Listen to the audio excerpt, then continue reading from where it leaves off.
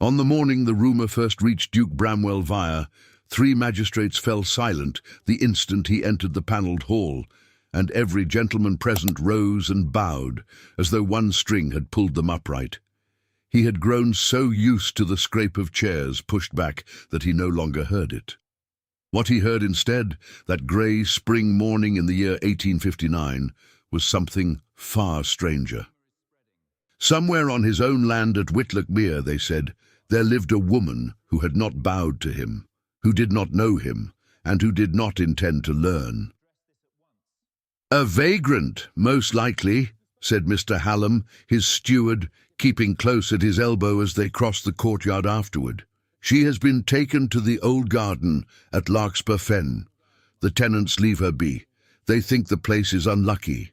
And you did not think to tell me a stranger lived within a mile of my house? I thought it beneath your notice, your grace." Bramwell stopped walking. The wind came off the marsh, carrying salt and the green smell of rising water, and it moved through the yews like a hand through fur. He was 33 years old, and he had spent every one of those years being noticed, deferred to, and quietly obeyed. He could not remember the last time a person had failed to know exactly who he was. "Have the mare saddled," he said. The garden of Larkspur Fen lay at the very edge of the estate, where the cultivated land gave up and surrendered to the wetland beyond. Most guests avoided it. There were broken stone arches there, half swallowed by wild roses, and the salt wind twisted through them and made a low sound that the superstitious called mourning. Bramwell rode down through the neglected orchard, tied the mare to a leaning post, and stepped through a gap in the crumbling wall, expecting what he always expected, which was for the world to arrange itself around him. Instead, he found a woman on her knees in the black soil, her sleeves pushed to the elbow, easing a seedling into the ground, with the care of someone setting a bone. She glanced up. She looked at him, the way one looks at the weather. "Mind the beds," she said. "You are standing on the larkspur that has not yet come up." He stepped back before he had decided to. "Do you know who I am?" "You are a man in very good boots who has ridden here in a temper," she said, returning to her seedling. "The rest I have no need of." No one had spoken to him so plainly since his father died. He found to his own surprise that he did not resent it. He watched her firm the soil with her thumbs, watched her wipe a strand of dark hair from her brow and leave a smear of earth there without any care for it, and he felt the ground beneath his certainty tilt very slightly, the way a floor tilts on a ship one has only just boarded. "I am Bramwell Vire," he said. "That means nothing to these roses," she answered, "nor to me, unless you mean to trample them." And then he did a thing that no one at Whitlock Mere would have believed, a thing he could not afterward fully explain. He inclined his head to her. It was not a deep bow. It was the smallest tilt a proud man can make, but he made it, there in the ruined garden, with only the marsh wind to witness, and something in her stillness told him she had seen it and understood exactly what it cost. "My name is Mireva Caldic," she said at last. "You may sit on the wall if you like, but you may not give orders here." He stayed until the light went amber over the water. He learned very little about her and could not stop thinking about her the whole ride home. By the end of that week, the whole of Whitlock Mere knew. A footman had spoken to a groom, and a groom to a housemaid, and a housemaid to the vicar's cook, and so the tale spread outward in rings, as a stone spread rings in still water. The Duke of Whitlock Mere, before whom judges straightened and dowagers curtsied to the floor, had lowered his head to a nameless girl who dug in the dirt at Larkspur Fen. Some called it a scandal. Others, more careful, called it madness, and said so only behind their fans. His aunt, the widowed Lady Corvenna, arrived by carriage from the county town within a fortnight, having heard the story 3 separate ways, none of them kind. "You will end it," she said, before she had even removed her gloves. Whatever this is, you will end it before it becomes a thing people say aloud in London." "It is a conversation with a gardener," Bramwell said. "There is nothing to end." "There is always something to end when a man of your position bows to a woman of hers. Do you imagine the county has not counted your unmarried years? You are 33, Bramwell. You have a name older than the marsh itself and no heir to give it to. Miss Ottiline Fenmore's family would be glad of an alliance. She is well born, she is handsome, and she has never in her life knelt in the mud." "Then she and I shall have very little to speak of," he said.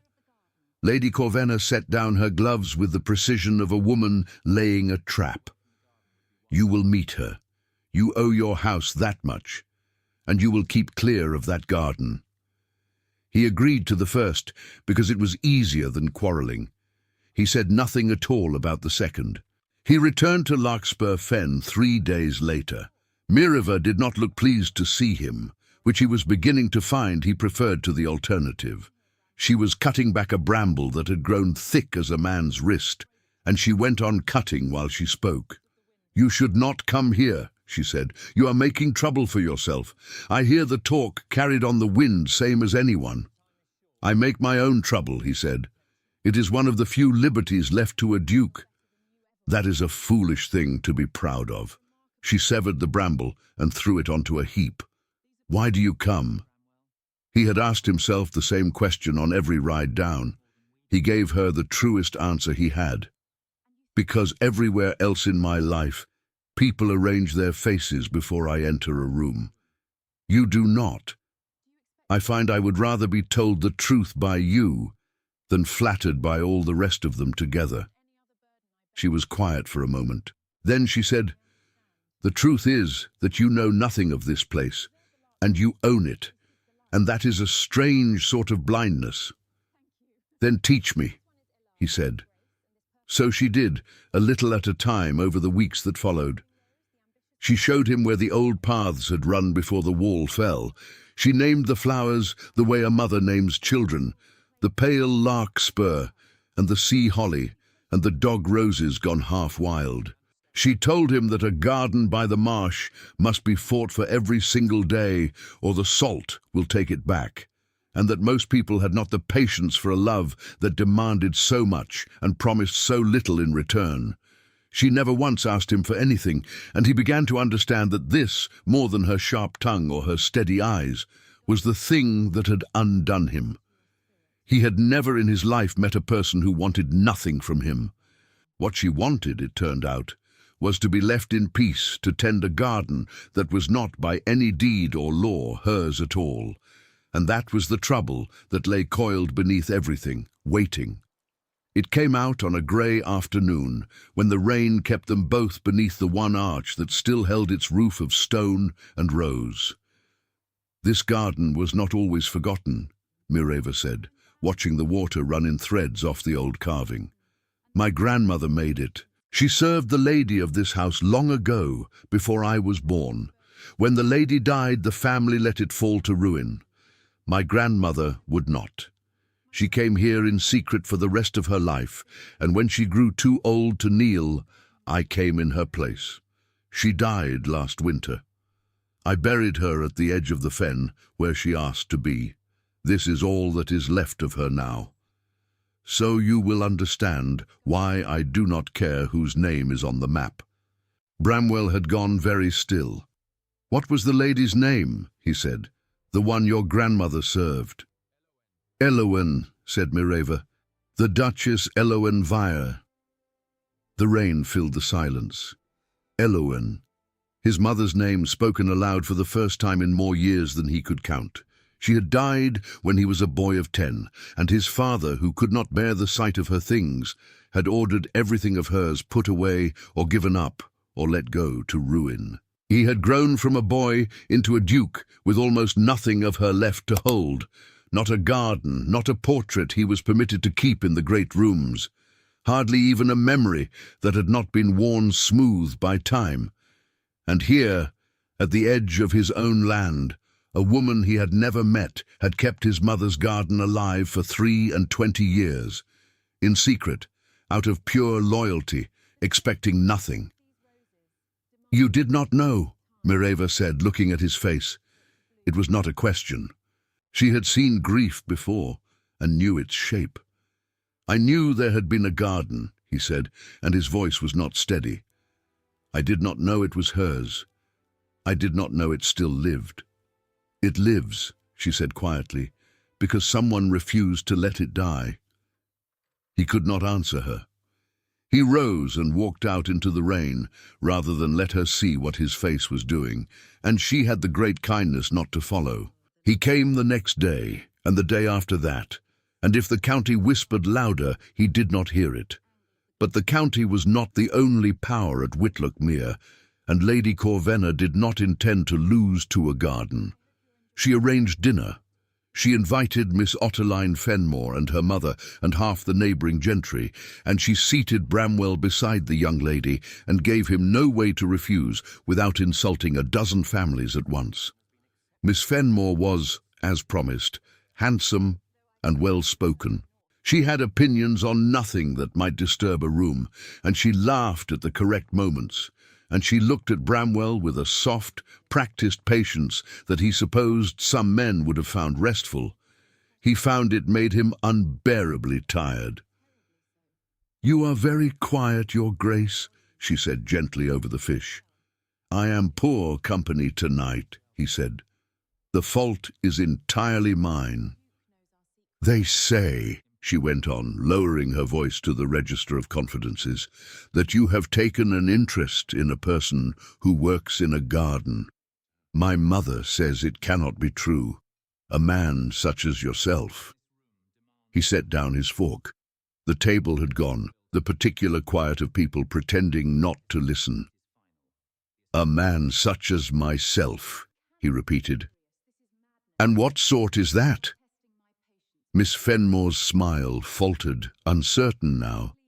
Lady Corvenna's eyes were on him like 2 points of ice down the length of the table. "I only meant," the young lady began. "I know what you meant," Bramwell said, not unkindly, for the fault was not truly hers. "You meant that a man of my rank cannot be moved by a woman without one. Let me spare you all the labour of wondering. He can. He is." The silence that followed was the loudest he had ever heard. Somewhere a spoon touched a plate and rang like a bell. Lady Corvenna found him afterward in the library, where he had gone to be away from every face he knew. "You have ruined it," she said. "Do you understand what you have done? By morning it will be in every drawing-room in the county that the Duke declared himself for a marsh girl over the dinner he was given to court a lady. There is no recovering from a thing said aloud." "Then I shall not try to recover from it," he said. "You will lose them all," she warned. "Every family that bows to you bows to what you represent. The moment you make yourself ordinary, the moment you choose from below your station, they will not forgive it. They will smile and they will withdraw, and you will find yourself the master of a very great and very empty house." He looked at his aunt, and for the first time he saw not an adversary, but a frightened woman who had learned that safety lay only in the good opinion of others, and had never once in her life been loved by anyone who did not want something from her. "I have been the master of a very great and empty house since I was 10 years old," he said. "You forget, aunt. I already know what that costs. I am only now learning what the other thing is worth." She left the next morning. She did not say goodbye. He rode to Larkspur Fen with the whole county's disapproval at his back and found Mireva staking the young larkspur against the coming wind.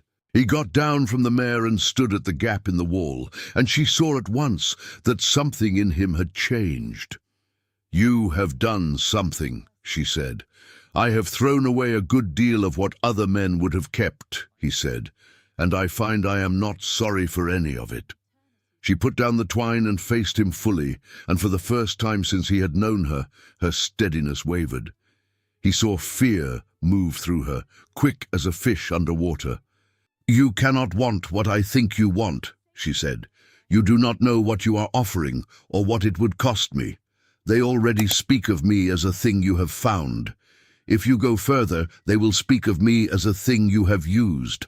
And when you tire of it, and you will, for men of your kind always do, I will still be here in the mud, and I will have lost even my peace." "I am not offering to find you or to use you," Bramwell said. "I am asking you not to bow to me. I am asking you to let me stand beside you instead, as your equal in the sight of everyone, and to bear the cost of it with you rather than lay it on you alone. If you will have me.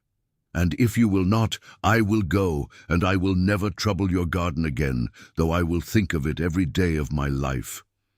She was quiet for a very long time.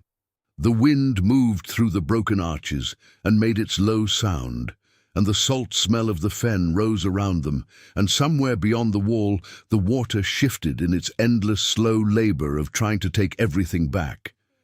"You truly did not know it was your mother's garden," she said softly, "and yet you came again and again before you knew it. Why?" "Because you did not bow," he said. "And because when you spoke to me, I felt for the first time in my life that I was a man and not a monument." Mireva Kaldich, who had knelt for no one, who had tended a lost woman's flowers for 23 years and asked nothing in return, crossed the black soil to where he stood. She did not bow. She reached up and wiped, with her earth-stained thumb, a mark of rain from his cheek, the way she might have tended anything living that she had decided, against all sense, to keep alive. "Then mind the larkspur," she said, "and stay." They were married in the small church at the edge of the marsh, without the county and without Lady Corvenna, on a bright cold morning when the frost lay silver on the fen. Half the great families withheld their blessing exactly as his aunt had promised. He found he did not miss them. The tenants came, and the vicar's cook, and the groom and the housemaid, whose whispers had first carried the tale, and they did not withdraw at all. It seemed the ordinary people of Whitlock Mere had rather liked the story of a duke who bowed, and the strange rule of that country, the one that had held for as long as anyone remembered, did in the end break, though not as the whisperers had feared. The duke did not fall. He simply ceased to require that men measure themselves small in his presence, and a curious thing followed. They respected him more, not less, for standing among them like a man who had at last learned what he was worth, apart from his name. 6 winters later, the salt wind still twisted through the broken arches of Larkspur Fen, but the wall had been raised again, and the paths ran clear where they had once run before, and the larkspur came up thick and tall along every bed. A child of not yet 5 years knelt in the black soil in her mother's old fashion, sleeves pushed up, a smear of earth already on her brow, and she was naming the flowers to herself in a small, serious voice: the pale larkspur and the sea holly and the dog rose, exactly as they had been named to her, because she was too young yet to read the deed that made all of it hers, and had no need of it, for she knew the garden the only way that mattered, which was by heart. Bramwell watched from the arch, where he had once stepped out of the rain. Mireva came and stood beside him, not bowing, never bowing, and slipped her earth-stained hand into his. "She will fight the salt every day of her life for these beds," Mireva said, "and never once be sorry for it." "She is her mother's daughter," he answered, "and her grandmother's before that." The wind came off the water and moved through the roses, and the low sound it made was not mourning anymore. It had not been for a long time. If Larkspur Fen has stayed with you, linger a little longer and let the next quiet garden find you.